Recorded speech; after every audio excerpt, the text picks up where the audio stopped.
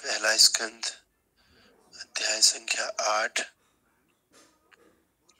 श्लोक संख्या 48। कुंती महारानी की प्रार्थना है एवं महाराज परीक्षित की रक्षा।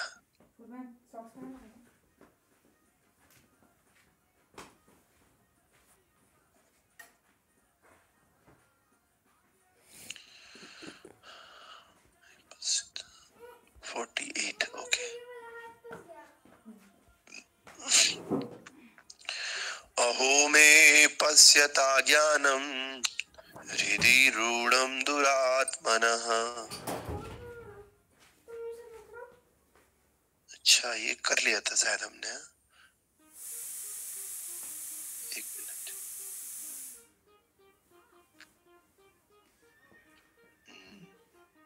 हाँ, ये हो गया।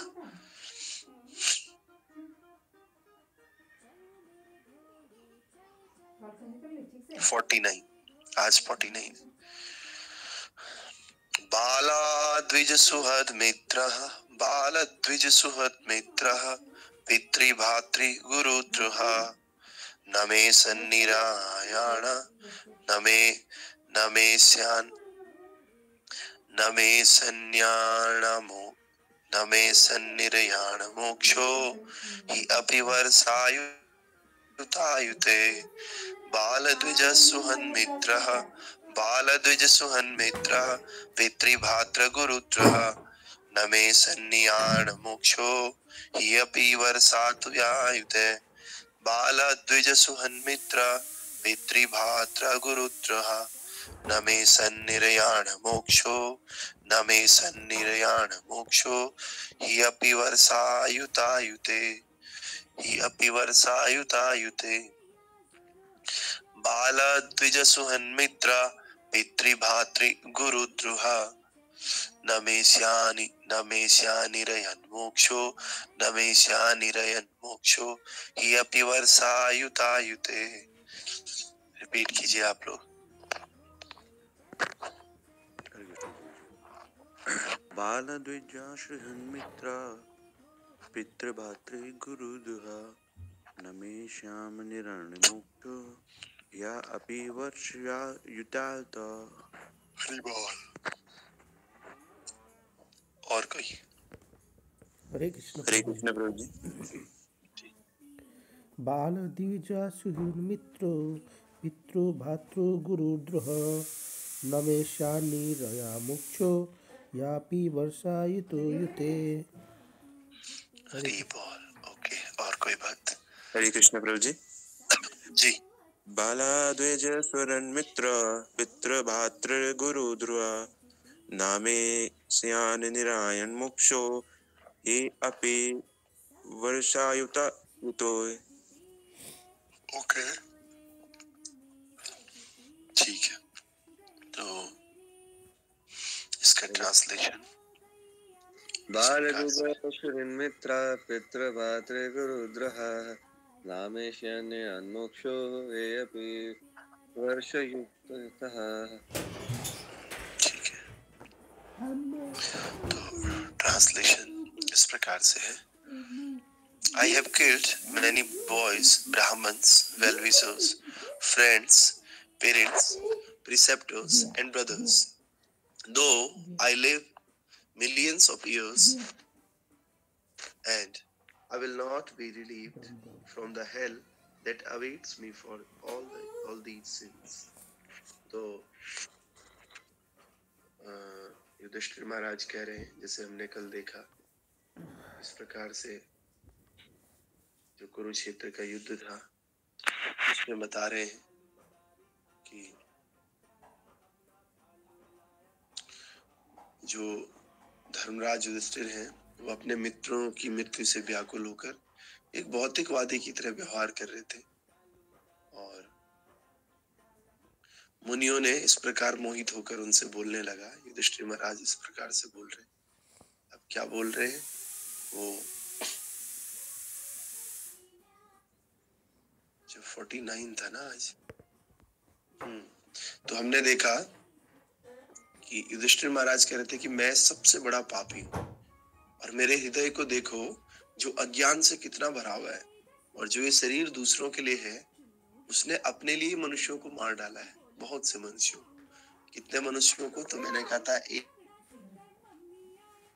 एक अक्षुणी सेना को मार डाला, सॉरी कई अक्षुणी सेना को। और एक अक्षुणी सेना में क्या क्या होता है कल हमने देखा था, जैसे 65,600 घुड़सवार होते हैं, 1,09,650 पैदल चलने वाले होते हैं, 21,870 हाथी होते हैं, और इतने ही रथ होते हैं। तो इन सबको मिलके एक अक्षुणी सेना बनती।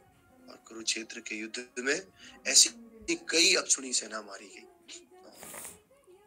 महाराज दुनिया के सबसे धर्मात्मा राजा होने के कारण इतनी बड़ी संख्या में उन्होंने जीवित प्राणियों की हत्या का जिम्मेदारी अपने ऊपर लेते। सोच रहे इतने बड़े धर्मात्मा हैं, वैसे तो ये शरीर दूसरों के लिए होना चाहिए, परोपकार के लिए होना चाहिए, लेकिन परोपकार नहीं कर पा रहे, कम से कम दूसरों को मारो तो नहीं। तो उनको एक गिल्ट फील हो रहा था कि किस प्रकार से मैंने अपने फायदे के लिए, केवल अपने राज सिंहासन पाने के लिए इतने लोगों को मार डाला।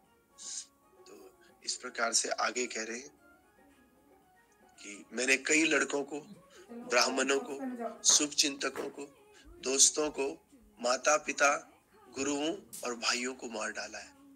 यद्यपि मैं लाखों वर्ष जीवित रहूंगा, फिर भी मुझे उस नरक से मुक्ति नहीं मिलेगी जो इन सभी पापों के लिए मेरी प्रतीक्षा कर रहा है। तो युधिष्ठिर महाराज देख रहे हैं बहुत सारे लड़के, ब्राह्मण, शुभचिंतक, दोस्त, माता पिता, गुरु और भाई, इन सबको मार डाला है। और कह रहे कि मैं तो बहुत साल तक जीवित रह लूंगा, लेकिन जो नरक मुझे मिलेगा ना, उससे मैं बच नहीं पाऊंगा, वो मेरा प्रतीक्षा कर रहा है। कह रहे that form of hell that awaits me for all these sins, मेरा वेट कर रहा है भाई। तात्पर्य भाई अर्चनीय, वंदनीय, प्रातः स्मरणीय जगत गुरु श्रीला प्रभुपाद जी द्वारा, श्रीला प्रभुपाद की जय। तो जब भी युद्ध होता है, निश्चित रूप से प्रभुपाद कह रहे कई निर्दोष जीवित प्राणियों जैसे लड़कों की, ब्राह्मणों की और महिलाओं का भी नरसंहार हो जाता है। और जिनकी हत्या करना सबसे बड़ा पाप है, ब्राह्मण हत्या, किसी बच्चे की हत्या और किसी महिला की हत्या, ये करना सबसे बड़ा पाप है। और ये सब लोग बहुत निर्दोष प्राणी हैं, और सभी परिस्थितियों में इनको मारना शास्त्रों में वर्जित कहा गया है। महाराज युधिष्ठिर को इन सामूहिक हत्याओं की जानकारी थी। इतने बड़े युद्ध में कोई ना कोई महिला, कोई ना कोई बच्चा अवश्य मारा गया था। तो इसी प्रकार दोनों ओर मित्र, माता पिता तथा गुरु भी थे, और वे सभी भी मारे गए थे। ऐसी हत्या के बारे में सोचना उसके लिए बहुत ही भयानक था, और इसलिए वह लाखों और अरबों वर्षों तक नरक में रहने के बारे में सोच रहा था। युधिष्ठिर महाराज लाखों वर्षों तक नरक के बारे में सोच रहे, क्योंकि उनको जानकारी थी कि केवल जो सेना है वही नहीं मारी गई, साथ में महिला और बच्चे भी मारे गए, और ब्राह्मण भी मारे गए। ब्राह्मण कौन? गुरु को भी ब्राह्मण कहा जाता है। तो अपने गुरु को भी इन्होंने मारा, पौत्र को भी मारा, और अपने भीष्म पितामह को भी इन्होंने मारा।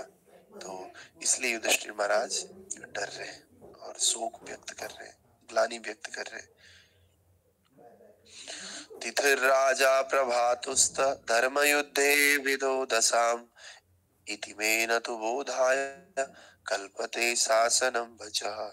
जो राजा उचित उद्देश्य के लिए हत्या करता है, जो अपनी प्रजा के पालन पोषण में लगा रहता है, उसके लिए कोई पाप नहीं, परंतु यह निषेध आज्ञा मुझ पर लागू नहीं होती। फिर आगे कह रहे, there is no sin for a king who kills for the right cause. जो अच्छे कारण के लिए मारता है राजा, उसको कोई पाप नहीं लगता है। लेकिन ये बात मेरे साथ एप्लीकेबल नहीं है, क्योंकि मैंने केवल अपने स्वार्थ के लिए इन सब लोगों को मारा है। तात्पर्य में प्रभुपाद करें, महाराज युधिष्ठिर ने सोचा कि यद्यपि वे वास्तव में राज्य के प्रशासन में शामिल नहीं थे, जिसे दुर्योधन नागरिकों को नुकसान पहुंचाए बिना अच्छी तरह से चला रहा था, उन्होंने केवल राज्य के अपने व्यक्तिगत लाभ के लिए इतने सारे जीवित प्राणियों की हत्या की। और दुर्योधन के हाथ यह हत्या प्रशासन के दौरान नहीं, बल्कि आत्म प्रशंसा के लिए की गई थी। और जब इन्होंने हत्या की ना, ये तब राजा थोड़ी थे, तो राज्य को प्राप्त करने के लिए इन्होंने हत्या की। और इस तरह वह सभी पापों के लिए खुद को जिम्मेदार मानते थे। He thought himself responsible for all the sins. सभी पापों के लिए युधिष्ठिर महाराज अपने आप को जिम्मेदार मान रहे थे। तो सोचिए, सब लोग इनको बोल रहे हैं कि नहीं नहीं आपने ठीक किया, स्वयं भगवान कह रहे हैं कि मेरी मर्जी से ही सब कुछ हुआ, तब भी धर्मात्मा का हृदय देखिए। लेकिन हम लोग अपनी गलती को, छोटी छोटी गलती को भी स्वीकार करने के लिए तैयार नहीं रहते। सब कुछ पता रहता है हमारी गलती, लेकिन फिर भी हम कहते नहीं मैं तो गलत नहीं, मुझे तो यही करना है बस। तो मैंने कई स्त्रियों को भी मार डाला है। इस प्रकार मैंने शत्रुता को इस हद तक बढ़ा दिया है कि भौतिक कल्याण द्वारा इसे पूर्ववत करना संभव नहीं है। अब पहले की जैसी स्थिति लाना संभव नहीं। कई बार हम इतना ज्यादा कर लेते हैं कि जो पहले हमारी स्थिति थी, पहले हमारे संबंध थे, वो दोबारा नहीं लौट करके आते।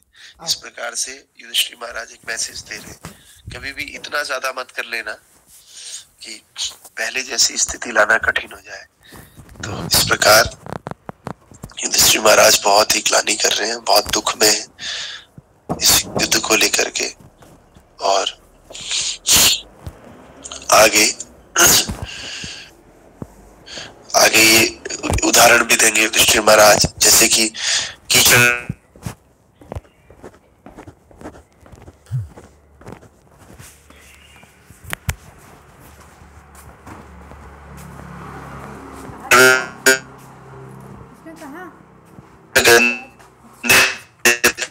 पानी को